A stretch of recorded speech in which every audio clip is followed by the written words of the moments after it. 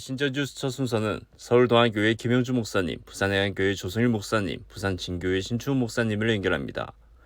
가족들이 잇따른 참변을 당하는 불행의 연속에도 예수님 따라서 절망하지 않고 묵묵히 베푸는 삶을 살아간 고 정광진 변호사 같은 참 좋은 크리스천이 갈수록 만나기 힘든 이유가 무엇일까요? 지난 5월 19일 날 정광진 변호사의 별세 소식을 거의 모든 매스컴이 소개했습니다.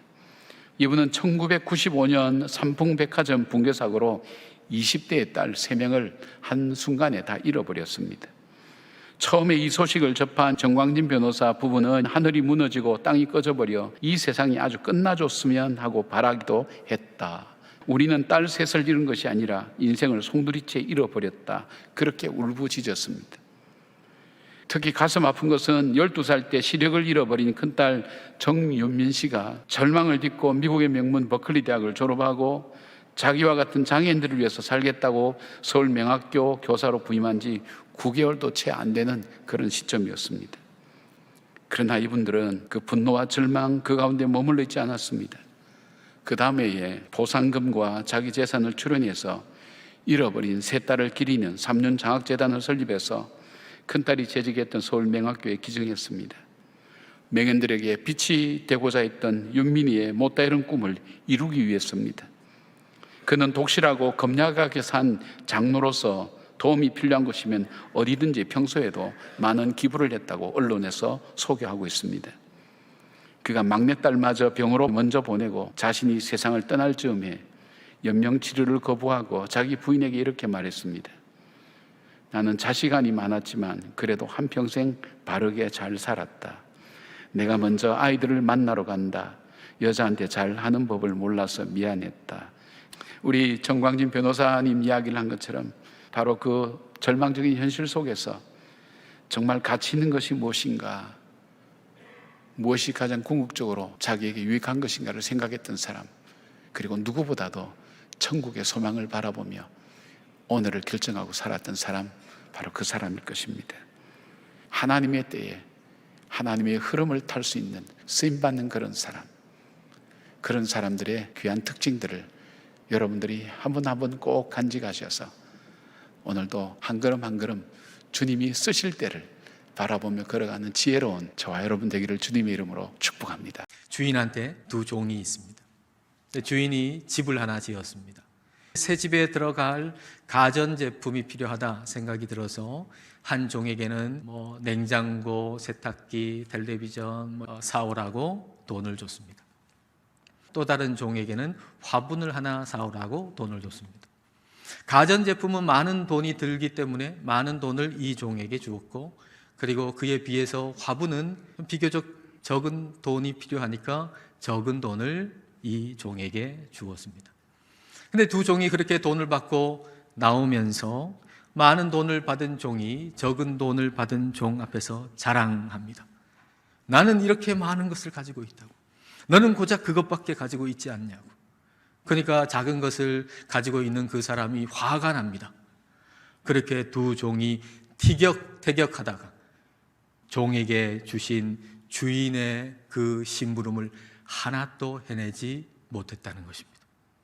이게 교만이라는 병의 증상입니다. 고린도 교회는 교만이라는 병에 걸려서 서로 비교하고 경쟁하고 대적하다가 하나님이 주신 뜻을 하나도 이루지 못하는 교회가 되고 말았습니다. 교만은 주신 분을 잊어버리는 것입니다. 많은 걸 맡았다고 교만해서는 안 되고 적은 걸 맡았다고 열등감을 느낄 필요도 없습니다. 종에게 중요한 것은 주인이 주신 것 가지고 나를 통해서 주인의 뜻이 이루어지는 것, 그것이야말로 우리에게 가장 중요한 일입니다. 하나님은 교만을 미워하십니다. 교만은 가장 큰 죄입니다. 교만은 패망의 선봉입니다. 여러분, 우리가 신앙생활을 수십 년 했는데 마지막이 패망이라면 말이 되겠습니까? 성령님께서 우리가 결코 패망하지 않도록 우리의 병명을 오늘 알려주셨습니다. 그 병명이 바로 교만입니다. 성령님의 능력 안에서 교만이라고 하는 병에서 저와 여러분들이 다 나음을 입게 되기를 축복합니다. 그는 원을 그려 나를 밖으로 밀어냈다. 나에게 온갖 비난을 퍼부으면서 그러나 나에게는 사랑과 극복할 수 있는 지혜가 있었다. 나는 더 큰 원을 그려 그를 안으로 초대했다. 에드원 마크엠의 원이라고 하는 시입니다. 우리는 살아가면서 크고 작은 원들을 그리면서 살아갑니다. 때로는 내가 원을 그리기도 하고, 그리고 또 때로는 누군가가 원을 그려서 나를 그 원 안에 두기도 하고, 또는 나를 그 원 바깥에 두기도 합니다. 그러나 이러한 우리들을 더 큰 원 안으로 초대하는 분이 계십니다. 바로 하나님이십니다. 하나님께서는 오늘 우리에게도 조금 더 큰 원을 그릴 것을 말씀을 하십니다. 하나님께서 하나님의 백성을 통해서 하시고자 하시는 일이 무엇이냐? 그것은 바로 화목이라고 하는 것입니다. 화목이라고 하는 말은 성경에 나오는 말들 가운데 가장 중요한 말입니다. 여러분, 선교란 무엇일까요? 바로 화목의 삶으로 초청하는 것입니다. 하나님께서 우리를 통하여 이루기를 원하시는 하나님과 화목한 삶, 그리고 한 걸음 더 나아가서 이웃과 화목을 이루는 그 샬롬의 삶으로 초청하는 것, 그것이 바로 선교라고 하는 것입니다. 사랑하는 여러분, 하나님께서는 우리를 빛의 사명을 가진 백성으로 부르셨고, 또한 화목케 하는 사명을 가진 백성으로 부르셨습니다. 하나님의 사랑을 닮은 조금 더 큰 원을 그려서 그 안에 많은 이들을 품을 수 있는 저와 여러분, 우리 부산진 교회가 되기를 소망합니다. 메신저 뉴스 두 번째는 부산항서교회 나이처 목사님, 고양삼성교회 김현성 목사님, 광주양림교회 김현주 목사님으로 이어집니다. 주님을 믿는 사람의 어떤 남다른 품격이 비신앙인에게 깊은 감명을 불러일으키고 그런 인격으로 저절로 복음이 전도되는지 들려주십니다. 여러분, 이삭의 이름의 뜻이 뭐죠? 웃음이라는 뜻이에요. 이 웃음이라고 하는 것은 우리가 부정적인 생각에 사로잡혀 있으면 나올 수 있습니까? 없습니까? 없잖아요. 모든 걸 긍정적으로 해석할 때 우리 삶 가운데 웃음이 가득 차게 되는 줄 믿습니다. 그래서 이 이삭이 참 많은 고난이 있고 다툼이 있고 역경이 있었는데 다 무엇으로 해석을 합니까? 긍정으로, 믿음으로 해석을 해요. 그리고 허허 한번 웃고 털어버리는 거예요. 그에게 무엇이 있기 때문에? 하나님이 함께 하시면 또 된다는 믿음이 있기 때문에. 여러분, 우리가 삶을 살다가 망할 때가 있습니까? 없습니까? 있습니다. 왜 나만 안 되노? 왜 나만 망하노? 그런 생각하지 마시고 이 고난 가운데서, 이 역경 가운데서 긍정 200%의 믿음으로 나아갈 때 하나님 더 귀한 것 주신다는 그 믿음 안에 여러분 복을 받게 되는 줄 믿으시기 바랍니다. 이삭이 그랬다는 거예요. 그러니까 그 우물파도 그냥 내 나라 그러니까 또 주고 또 주고 또 주고 그러니까 이 대적자들이 이삭을 어떻게 보는가? 이삭에게 이 아비멜렉이 그 부하들을 데리고 지금 찾아왔어요. 이삭이 그들에게 이르되 너희가 나를 미워하여 나에게 너희를 떠나게 하였거늘 어찌하여 내게 왔느냐? 그들이 이르되 여호와께서 너와 함께 계심을 우리가 분명히 보았으므로 우리의 사이 곧 우리와 너 사이에 맹세하여 너와 계약을 맺으리라 말하였노라. 너는 우리를 해하지 말라. 이는 우리가 너를 범하지 아니하고 선한 일만 내게 행하여 내가 평안히 가게 하였음이니라. 이제 너는 여호와께 복을 받은 자니라. 할렐루야. 지금 이 이삭과 이 그랄 사람들은 비교가 되지 않아요. 이 그랄은 왕이 있는 한 나라고 이삭은 그저 한 부족일 뿐이에요. 상대가 되지 않은데 이들이 이삭을 두려워하고 있어요. 저 이삭은 보통 사람이 아니야. 저 이삭에게는 누가 함께한다? 이삭이 믿는 여호와 하나님이 함께한다. 지금 이삭이 하나님 앞에 복을 받은 모습이 믿지 않는 사람들 눈에 비춰졌어요. 여러분, 이게 바로 살아있는 전도인 줄 믿으시기 바랍니다. 내가 네 행위를 아노니 네가 차지도 더웁지도 아니하도다. 차든지 더웁든지 하기를 원하노라. 라오디게아 교회에게 무엇이라고 말씀하셨습니까? 뭘 말씀하시는 거예요? 열정을 회복하라는 거예요. 열정을 회복하라. 이처럼 성경은 열정을 잃어버린 신앙에 대해서 아주 엄중하게 책망하시고 경고하고 계십니다. 성령 충만을 여러분 어렵게 생각하지 마세요. 열정이에요. 열정. 열심이에요.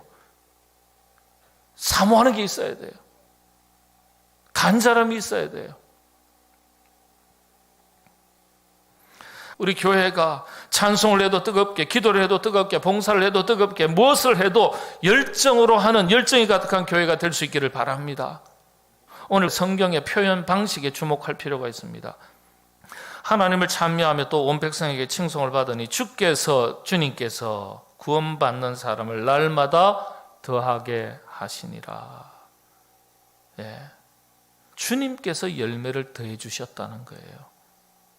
이게 무슨 의미죠? 우리가 사람들이 열매에 관심이 있죠. 열매에 집착할 것이 아니라 내가 열정을 가지고 살아가면, 움직이면 열매는 내가 만드는 게 아니에요. 하나님께서 열매를 더해 주신다는 거예요. 와, 열심이네, 열정이네, 정말 제대로 한번 해보려고 땀 흘리고 그 열정을 보시고 하나님께서 뭐라고요? 주께서 열매를 그 열정을 보시고 주셨다는 거예요. 열정은 우리 몫이에요. 그런데 열매는 하나님 소관입니다. 열매 이전에 열정이 더 중요해요. 열정. 하나님께서 쓰실 때 이게 기준이 돼요. 예수 믿고 구원받은 것으로 거치고 살면 부끄러운 구원이 되는 거예요. 성경에는 분명하게 부끄러운 구원이 있다고 했어요. 이왕이면 자랑스러운 구원으로, 구원받은 하나님의 사람으로 살아가야 되지 않겠습니까? 열정이 있는 교회, 베풀고 사랑을 실천하는 교회와 성도들, 저와 여러분 우리 모두가 그런 하나님의 백성들이 다 되시기를 바랍니다. 하나님 눈에 보여요, 안 보여요? 안 보여요, 여러분. 하나님이 내 눈에 안 보이기 때문에 우리는 어떻게 사냐면 하나님이 안 계시는 것처럼 삽니다. 내 앞에 하나님이 계신다면 내가 어떤 삶을 살게 될까요? 여러분, 우리 아이들이 부모님만 앞에 서 있어도 조금 행동이 달라집니다. 맞죠? 높은 상사가 내 앞에 있으면 자세를 똑바로 하고 뭔가 긴장하죠. 하나님은 저 멀리 높이 안 보이는 하늘에 계신 분이 아니라 내 삶 속에, 내 삶의 자리에 여기에 계신다라고 생각하는 사람은요, 그 하나님 앞에서 두렵고 떨리는 마음으로 하나님의 뜻을 이루기 위해서 합니다. 그래서 예수님이 말씀하세요. 마태복음 6장 33절에 너희는 먼저 그의 나라와 그의 의를 구하라. 하나님의 뜻을 구하라는 말이에요. 그리하면 이 모든 것을 너희에게 더하시리라. 여러분, 우리가 기도해야 될 이유는 뭐냐면 우리가 미련해서 하나님이 없는 것처럼 삽니다. 기도는 뭐냐면 눈을 감고 내 모든 것들을 다 보는 걸 다 없애버리는 거예요. 그리고 누구를 보겠다는 거예요? 기도는 하나님을 보겠다는 거예요. 하나님, 내 욕심을 내려놓고 하나님의 뜻을 알게 하여 주시옵소서. 그리고 그 뜻을 이루며 살게 하여 주시옵소서. 하나님이요, 예루살렘 시내 한복판에 첫 교회를 세우셨어요. 도시마다, 마을마다, 동네마다 중심의 예배당에 세웠어요. 무슨 메시지가 있는 거예요? 세상 속에 살면서 세상을 거룩한 하나님 나라로 변화시키라고 하는 강력한 메시지가 양림동 한복판에 양림교회가 세워져 있는 이유예요. 그런데 문제가 있어요. 자칫하면 거꾸로 세상 문화에 우리가 오염돼요. 목사님들이 스님이나 이 신부님들보다 욕을 훨씬 더 많이 먹어요. 왜 그래요? 세상 속에서 세상 사람들하고 훨씬 많은 관계를 맺고 살기 때문에 욕을 먹는 거예요, 여러분. 그 세속화에 우리가 오염되면 어떻게 되냐? 증거가 교회 안에 나타나요. 뭐냐면 예배당에 딱 오면 뭘 먼저 보냐? 오늘은 예배를 몇 명이나 드렸을까 먼저 봐요. 오늘은 헌금이 얼마나 남았을까 봐요. 요즘 이제 MZ세대들은요, 교회 시설이 얼마나 좋은가도 봅니다. 이런 걸 따지면요, 이건 세속화된 겁니다. 예수님이 말씀하셨어요. 하나님과 재물을 겸하여 섬길 수 없다라고 말씀하셨어요. 하나님의 최강 라이벌이 누구냐? 돈이에요. 하나님 없이는 살아도 돈 없이는 못 산다라고 다 생각을 합니다. 우리는 그렇게 살지 않으려고 사도 바울은 말했어요. 나는 날마다 죽노라. 우리는 날마다 하나님 말씀 앞에 내 자신을 쳐서 복종시켜야 합니다. 온전하게 나는 신앙 고백을 하고 있는지, 우리 교회는 하나님 앞에 진정한 예배를 올려드리고 있는지, 이웃을 섬기는 따뜻한 섬김의 삶, 사랑의 삶을 살아내고 있는지, 우리 자신의 모습, 우리 교회의 모습을 살필 수 있어야 합니다. 우리 그리스도인들은 불편하고 가난해도 나를 먹이시고 입히시는 하나님을 신뢰하면서 자족의 삶을 살아내야 합니다. 나에게 고난이 찾아왔을 때 낙심하거나 절망하지 않고 주신 은혜를 붙들고 살 수 있는 믿음이 우리 가운데 있어야 합니다. 메신저 뉴스 마무리는 경주남부교회 김상전 목사님, 울산호계교회 김병문 목사님, 대전제일교회 김철미 목사님입니다. 코로나 이후 많은 교인들이 개모임이나 골프 모임처럼 끼리끼리 모이는 폐쇄적인 신앙생활에 익숙해져서 전도는 뒷전이고 신앙의 열정이 식어버렸다고 경종을 울리십니다. 지금 세상을 보면 점점 세상은 편해져 가고 있습니다. AI를 빗으로 둡니다. 우리의 수명이 점점 늘어갑니다. 2025년이 되면 암이 정복된다고 하는 그런 이야기도 있습니다. 세상이 지금보다 더 좋아질 것만 같습니다. 여러분, 요셉이 죽을 때의 상황을 한번 보십시오. 80년 동안 권세를 누리고 있습니다. 지금 이스라엘 백성들은 애굽 땅에서 VIP들입니다. 그리고 총리가 나온 가문이기도 했습니다. 그런데 요셉은 장차 너희가 고난을 당하게 될 것이다 이야기합니다. 진짜 어려운 것이 무엇이냐면 지금 내 눈에 보이는 현실이 매우 좋습니다. 평안합니다. 그런데 망한다고 이야기하는 겁니다. 교회에서 말세를 이야기하면 위기감을 조성하여서 충성도를 더 높이려고 연극하는 줄로 생각하고 받아들이는 사람들이 많아졌다고 하는 것입니다. 그러므로 지금 우리에게 요구되고 있는 것은 요셉의 믿음입니다. 우리 성도들은 애국과 같은 이 세상을 벗어나면 약속의 땅에 들어가게 되는데 그것은 바로 낙원입니다. 데살로니가전서 5장 2절에서 3절입니다. 주의 날이 밤에 도둑같이 이럴 줄을 너희 자신이 자세히 알기 때문이라. 그들이 평안하다 안전하다 할 그때에 임신한 여자에게 해산의 고통이 이름과 같이 멸망이 갑자기 그들에게 이르르니 결코 피하지 못하리라. 날이 갈수록 악해져서 진노를 사게 됩니다. 우리가 평안하다 할 그때에 호련히 예수님께서 재림하신다는 말씀하고 있습니다. 우리는 무엇을 보고 살아갑니까? 예수 그리스도의 그 빈 무덤을 우리는 바라보고 살아가고 있습니다. 예수님의 빈 무덤이 우리에게 뭐라고 이야기하고 있습니까? 사람은 죽지만은 다시 살아나는 부활이 반드시 있다. 성도에게는 애국과 같은 세상이 아니라 낙원 같은 천국이 기다리고 있다. 이 사실을 끊임없이 우리 예수님의 빈 무덤이 웅변하고 있는 것 아니겠습니까? 사랑하는 여러분, 이 세상을 보고 너무 좋다, 평안하다 말하지 마십시오. 요셉처럼 하나님의 비전, 하나님의 꿈을 말하는 우리 모두 되시길 주님의 이름으로 축복합니다. 내가 정말 복음이 좋다면은, 예수 그리스도를 믿는 것이 정말 좋다면은 그것을 담대하게 전할 수 있어야 되는 것입니다. 하나님께서는 너희가 신앙생활 잘해서 직분 받고 권사 받고 집사 되고 그렇게 하라고 하지 않았습니다. 나를 통해서 복음이 세상으로 흘러가기를 원하신다라는 것이죠. 좋은 약이 개발되면 널리 알려져야 사람들에게 혜택을 받게 되는 것이죠.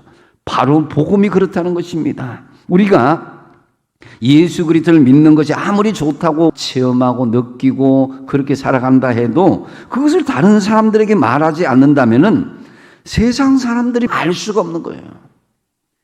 주님께서 바울을 통해서 말씀하시는데요. 시작. 밤에 주께서 환상 가운데 바울에게 말씀하시되 두려워하지 말며 침묵하지 말고 말하라. 그렇다면 우리가 어떻게 해야 복음을 담대하게 전할 수가 있겠습니까? 바울이 하나님의 말씀에 붙잡혀 유대인들에게 예수는 그리스도라 밝히 증언하였다고 그랬습니다. 하나님의 말씀에 붙잡힌다는 것은 나의 모든 의지나 생각을 내려놓고 하나님의 성령께서 말씀하시는 그 말씀에 절대 순종하는 것을 말하는 것입니다. 지금 코로나 이후에 많은 교회들이 성장 동력을 잃어버린 채 침체를 거듭하고 있는 것이 현실입니다. 이때 우리 교회의 공동체는 밖으로 나가야 할 때라고 생각합니다. 세상을 향하고 눈을 돌려야 할 때라고 생각합니다. 교회는 가만히 주저앉아 있는 안전뱅이 교회가 되면 안 된다는 거예요. 우리끼리 잘 사는 그런 공동체가 아니라는 것입니다. 오늘날 코로나 이후에 많은 교회가 퇴보하는 그것은 바로 여러 가지가 있겠지만 끼리끼리 문화가 살아 있습니다.